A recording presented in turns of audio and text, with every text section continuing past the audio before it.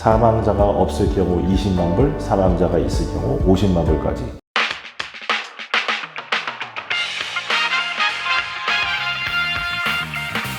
안녕하십니까? LA에서 활동하고 있는 정찬용 변호사입니다.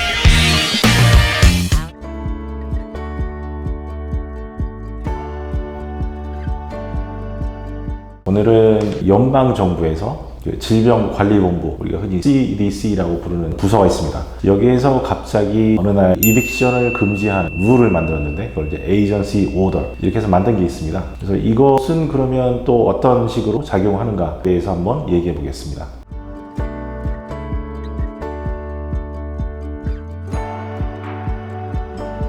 일단은 캘리포니아에는 저번에 말했듯이 AB 3088이라는 것이 있죠.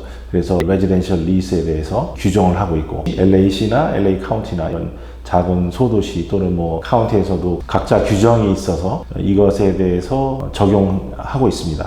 아시다시피 몇몇 주들 또는 카운티나 어떤 도시들에서는 각자 룰이 만들어져 있기 때문에 이것을 가지고 특히나 레지던셜 리스에 대해서 이렇게 법규처럼 이렇게 적용되고 있는데요. CDC, 이 질병관리본부의 에이전시 오더는 이것도 역시 레지던셜 리스에 적용되는 겁니다. 그러니까 커머셜은 적용이 안 되죠. 또한 캘리포니아 주같이 스테이트 러가 또는 시리나 카운티 오디넌스가 있어서 레지던셜 리스에 대해서 좀 적용되는 조례나 법들이 있다. 그럴 경우에는 이 에이전시 오더는 적용되지 않는다. 이렇게 지금 규정되어 있습니다. 현실을 보면 한 11개 정도 주, 50개 주가 있잖아요. 그 중에 11개 주에서는 이미 AB 3088처럼 주가 법이 만들어져서 테넌트에 대한 프로텍션을 주고 있죠. 근데 그렇지 않은 지역 한 39개 주 정도 되겠죠. 여기에 대해서 아마 연방정부에서 심각한 문제다 이렇게 보는 것 같습니다. 하나 좀 문득 질문하실 만한 것이 이것이 왜 하우징 디파트먼트 HUD라는 그 부서가 있거든요. 거기서 하지 않고 CDC에서 에이전시 오더 형태로 하는가 라는 질문을 할 수 있을 텐데요.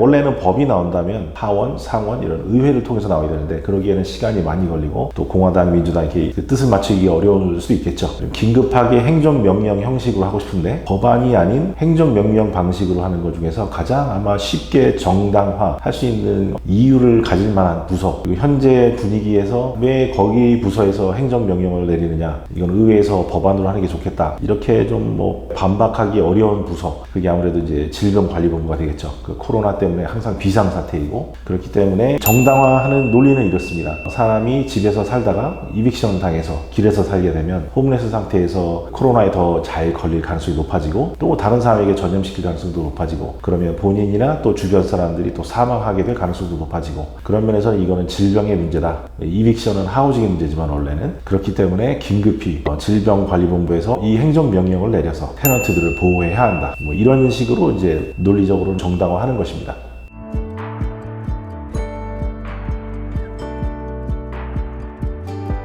규정 내용을 보시면 어떻게 보면 AB 3088하고 기본 정신은 비슷합니다. 코로나 바이러스 때문에 그 어떤 관계된 이유로 인해서 렌트를 못 낸다. 이 경우에는 이빅션을 할 수 없다. 언제까지 못하냐? 12월 말일까지, 그러니까 올해 말까지는 안 된다라는 것이죠.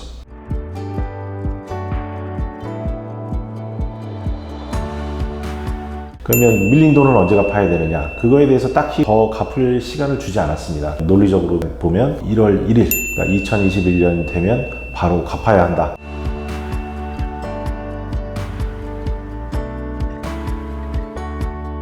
라는 거죠. 이 주법하고 캘리포니아 또 LA시의 오디넌스 하고 다른 게 뭐냐면 레이트 피, 페널티, 인트레스트 이런 거 다 차지할 수 있다는 겁니다. 그 캘리포니아나 LA시에서는 이 규정에 따르면 어디셔널한 피나 인트레스트가 적용될 수 없거든요. 그냥 원금만 갚으면 되는데 연방의 에이전시 오더 상에서는 이것들을 다 갚아야 한다라는 거죠.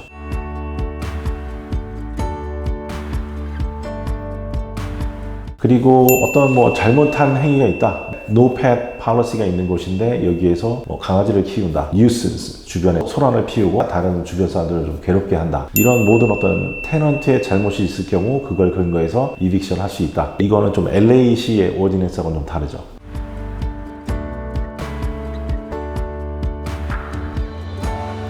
그래서 이 에이전시 오더를 어기고 랜드로드가 굳이 테넌트를 규정에 위반하면서 이빅션을 할 경우에 어떻게 되느냐, 이것에 대해서는 일단 벌금 또는 감옥에 가는 징역형, 이게 처할 수 있다라는 규정이 있습니다.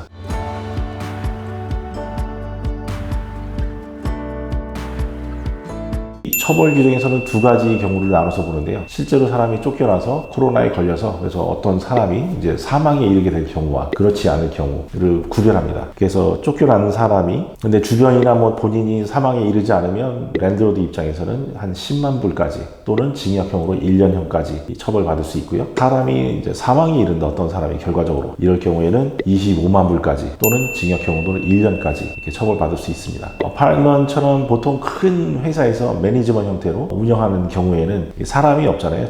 감옥에 갈 사람이. 이거는 오히려 이제 그냥 엔티티, 그러니까 코퍼레이션 이런 형태인데, 이 경우에는 사망자가 없을 경우 20만 불, 사망자가 있을 경우 50만 불까지 그 Department of Justice, 그러니까 법무부에서 정식으로 기소해서 처벌 조치할 수 있습니다.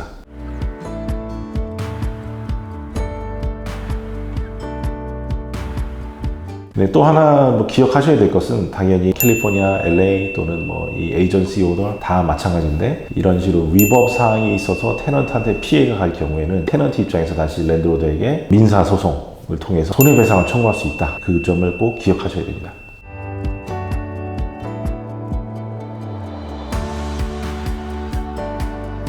이 부분은 어떻게 보면 꼭 법에 관한 얘기만은 아니라고 할 수도 있는데, 지금 상황을 보시면 이 에이전시 오더 또는 캘리포니아의 AB 3088, LA 카운티 매저나 또는 LA시의 오디넌스나 이 공통적인 것들이 있습니다. 일단 긴급 상황이니까요.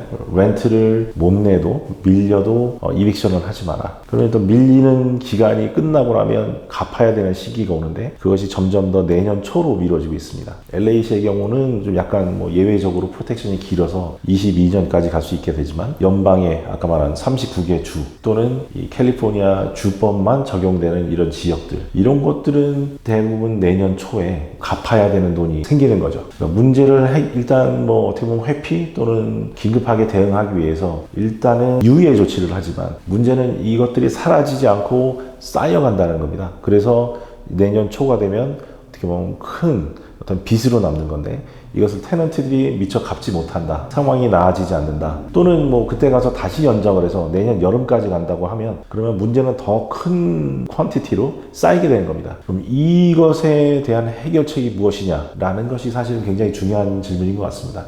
제가 이제 상법을 하다 보니까 그 비즈니스 하시는 분들 많이 뵙게 되면, 이게 좀 어떻게 보면 변호사 입장에서 보다 보면 좀 큰 그림이 순간 보일 때가 있는데, 이 상황이 좀 그 중에 하나인 것 같습니다. 이 테넌트들이 제대로 페이먼트를 못하면 결국은 이 랜드로드, 이 빌딩 주인들도 자기 몰기지나 이런 론에 대해서 페이먼트를 못하겠죠. 이분들도 지금 사실은 렌트 페이먼트를 못하니까 1년, 연말까지는 한 1년 가까이 몰기지 페이먼트이 유예되고 있잖아요. 근데 이 금액이 사라지는 게 아니라 쌓이는 거거든요. 그러면 내년 초가 되면 거의 10만 불 넘는 돈이 될 겁니다. 작은 한 100만 불짜리라도. 근데 더 큰 빌딩을 갖고 있는 오너나 이런 분들은 사실은 더 많이 쌓이게 되는 거죠. 그럼 이것이 다들 잘 페이하면서 스무드하게 이 상황을 넘길 수 있을까, 내년 초에? 라는 걱정이 사실은 크게 생깁니다. 이 부분은 옛날에 2008년도에 서브프라임 몰기지 때문에 이것이 이제 페이먼트들이 잘 안 되니까 금융 시스템이 무너지고, 그렇게 하면서 이 리세션이 왔었잖아요. 어떻게 보면 그런 상황을 본의 아니게 비슷하게 우리가 좀 만들고 있지 않나라는 생각이 듭니다. 당연히 지금 긴급한 상황이니까 이 상황에서 일단은 유예 조치하고, 그래서 테넌트들을 보호하고, 또 빌딩 그 몰기지 페이먼트도 유예 조치해서 일단 현 상황을 좀 모면하는 것은 좋은데, 문제는 근원적인 질문, 쌓여가는 이 페이먼트들, 이것들은 어떻게 갚을 수 있는가, 이것에 대한 지원은 어떤 것이 가능한가 라는 것이 좀 아직은 논의하는 바가 보이지가 않습니다. 좀 정책을 만드시는 그런 분들이 이것에 대해서 좀 근원적으로, 또는 어떻게 보면 나중에 생각하지가 아니라 지금 당장 좀 더 적극적으로 이 질문에 대한 답을 찾기 위해서 노력하셔야 되지 않을까 이런 생각이 듭니다. 오늘은 여기까지 하겠습니다. 감사합니다.